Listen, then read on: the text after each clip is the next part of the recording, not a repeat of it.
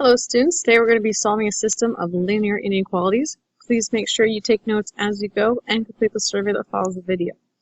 So up to this point you should already know how to graph a linear inequality. So a system, remember, is two or more equations or inequalities, and we look for solutions based upon the points of intersection. Since linear inequalities involve shading, we're looking at more than just the point of intersection for where the lines meet. We're actually looking for where the shadings are meeting. So for example, here we have y is greater than or equal to 2x minus 3. When I go ahead and graph that, remember that's going to be a solid line. It is a greater than, so we're going to be shading above. Then we're going to graph a second inequality on here. So the y is less than 1/2 x plus 2. So that would be a dashed line because it's a less than. And it's a less than sign, so that means we're shading below this line. And as you see here, we've got two sections. Our first section here is all just orange. Up here at the top, this is all just orange. The second select section here, we actually have four, sorry, is all the blue here. Then we have this overlap. This overlap is very special. This overlap is what are points that are satisfying both equations or both inequalities. But don't forget, we also have this little section here where there is no shading. So it might have been hard to see originally, but it does exist. So now let's take a look at a couple of points and identify whether it would be a solution to equation number 1, which is in the orange, equation number 2 in the blue, both of them, or neither of them. And it's all going to depend on where they land. So for example, the point 2, 3.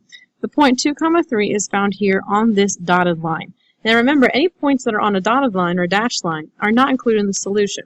So this is only a solution to inequality number 1. So I'm going to put a little 1 there to show that. Okay.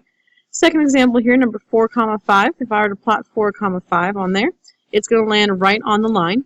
And remember, since this is a less or greater than or equal to line, that means it was a solid line. So any point on the line is a solution. However, it doesn't touch the blue line. It's not within the blue shading, so this is also just a solution to equation number 1. Continuing on now to 4, 3. If I plot the point 4, 3, see it's right there. As you can see, it's not on the orange line. It's not in the orange shading. It's not on the blue line, but it is in the blue shading. So this is a solution to equation or inequality number 2.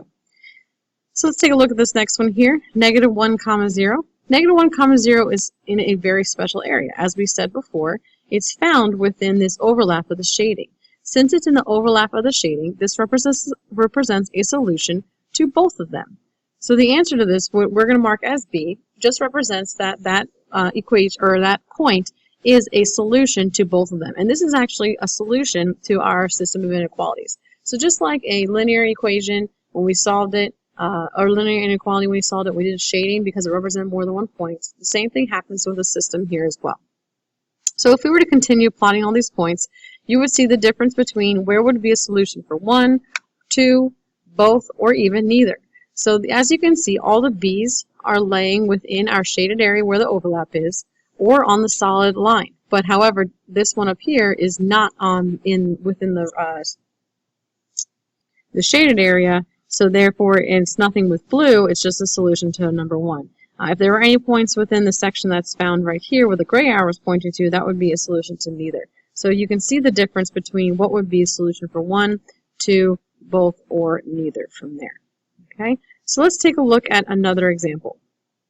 We have y is greater than or equal to 2x minus 1. When I graph that one, I know I have to, again, shade above because it's a greater than or equal to.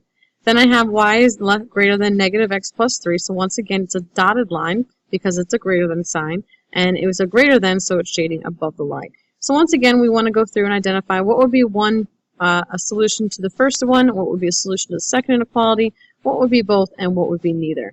So if you can take a look, the first inequality is the orange one there. The ones where their solution to just that one is everything that's found in the orange. Then continue on for number 2 would be just the area that is found in the blue. So when we're actually looking for the solution, we're looking for the overlap. We're looking for where both would be found.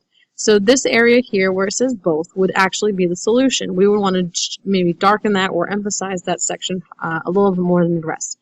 However, the blank section is where we have neither. This is where there's no shading whatsoever, so it would be solution to neither of those inequalities. Let's continue on. In this one here, we have y is less than negative x minus 3, so graphing that here with shading it below. And then we have y is greater than or equal to negative x plus 2, solid line, and we're shading above that one. So there's something special happening here now. So we have ourselves solutions to 1, so that would be in the orange area. We also would have solutions to 2, that would be in the blue area. But when we look for solutions to both, there is no overlap. However, we do have a section for neither. That would be the section in between. If we have something where there is nothing where there's in a both area, then what that means is that there are no solutions. Okay, so if we don't have a section that represents both shadings, your answer would be no solution. So if we take a look at that, but change the same exact things, but we're changing the inequalities, so the overlap goes in different directions, now we do have that. We do have the shading or area for just 1 would be up in that orange area, the top left. Just 2 would be in that bottom area, bottom left. We now also have an area for both, and that's what's important here. But we don't have a neither. So this does have solutions. So anytime we have ourselves parallel lines, don't assume that there's no solution. In this case, there was, however, in the last one, there was none. So make sure you're doing the shading correctly, and we're looking for where the shading overlaps. So to determine solutions, please make sure you are shading in the correct spot. Make sure you're paying attention to where the shadings cross. That is where the true solution is. That is the point that we want to make. Sometimes there is no solution, and that happens if the shadings don't cross. And even if the lines don't cross, you can still have a solution, as you saw in the last example.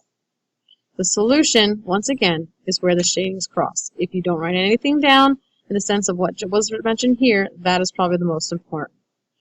Please don't forget to take notes if you haven't already. Complete the survey that follows the video. If you have any questions, bring them to class or enter them into the survey. Make sure you understand how to graph linear inequalities because we're going to be doing them tomorrow in class. I'll see you tomorrow.